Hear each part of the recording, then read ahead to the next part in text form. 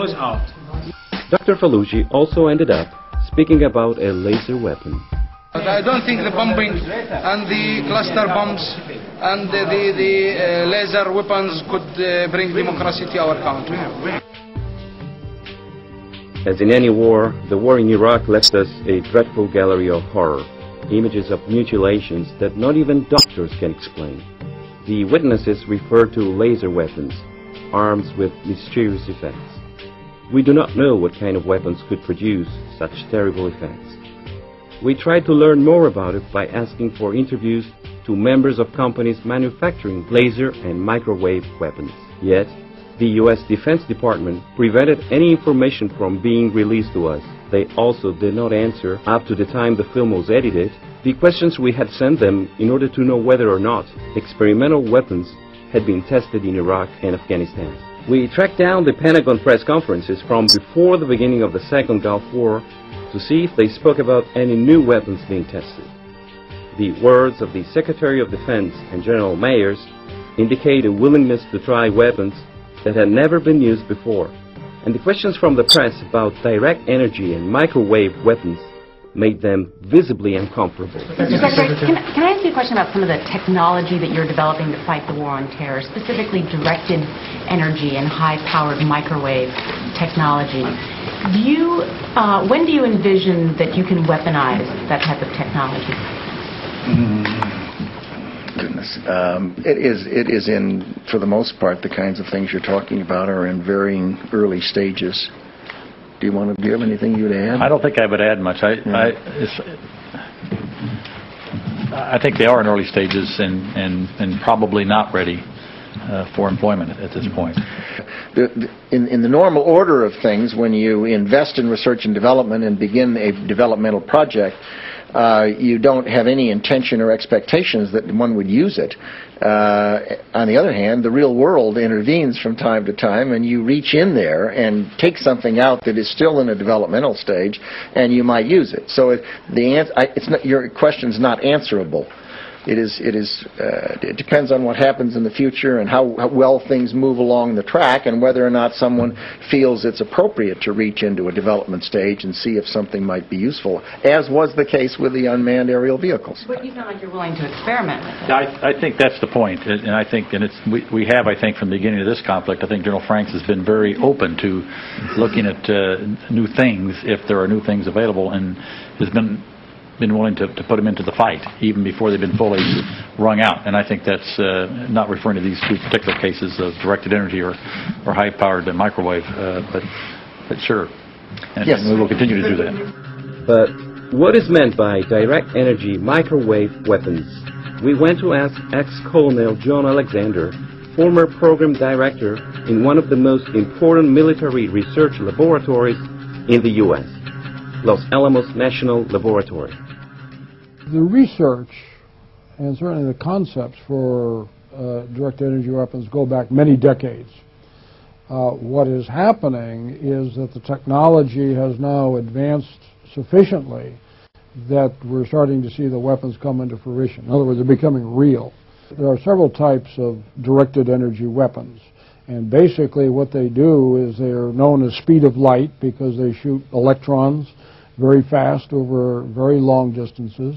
Lasers, of course, are in the light range. Then there's microwave weapons that are operating at other frequencies, but basically they're beam weapons in which nothing physical goes out. The electrons move, but the kinetic weapons you talk about, you're shooting big bullets to go out and physically hit and destroy something.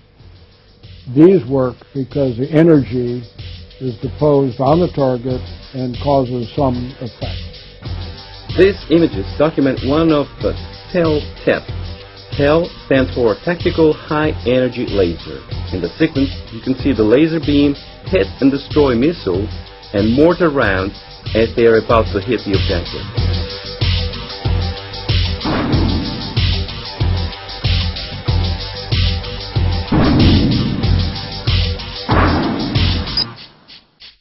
In this other test, we see the laser beam identify and destroy two missiles at the same time.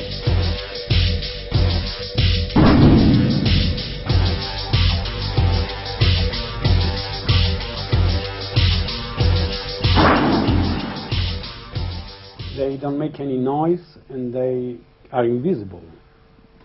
Some are visible, some are, just outside. You have, in the infrared range. What's emerging now are laser weapons, where the effect is that of the laser. And they can be hole burners, what we call very high energy laser, because with the concentrated energy, you can literally drill holes, in a target. Former Pentagon analyst William Arkin, who presently works as a journalist for the Washington Post, also confirms this revolutionary change from kinetic weapons to energy weapons. For thousands of years, the way in which you've killed someone is you have hit them with a sword, a spear, an arrow, a bullet, a bomb. It's kinetic. You're killing them by hitting them. And now, all of a sudden, out of nowhere, you have a completely new physical principle being applied in killing people, in which they don't know that they're being killed because their skin and body is being heated by high-power microwaves, or they are being shot at by a laser, which would have an instantaneous effect. There are other types of weapons made with lasers, such as the device we can see in the sequence. The target is not hit by a projectile, but rather by an impulse of energy that manages to bore through the armor of a tank. Apart from acoustic weapons, so far the only sign of the use of energy weapons in a war scenario is a laser device known as Zeus. According to official Pentagon sources, military vehicles equipped with this laser device have been used in Afghanistan to explode mines or IEDs. According to two reliable military information sites, Defense Tech and Defense Daily, at least 3 such vehicles are being used in Iraq as well, and some people report having seen them. When you showed me the pictures of what you described that is a laser weapon, it reminds me that I was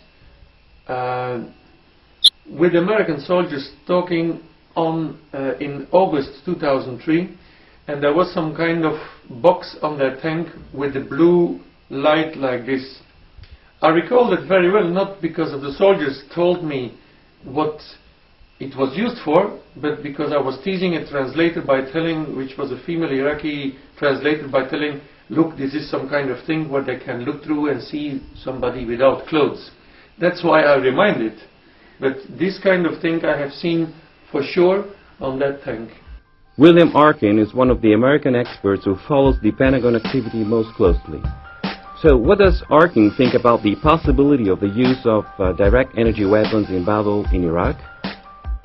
I can imagine that there could be some, what we call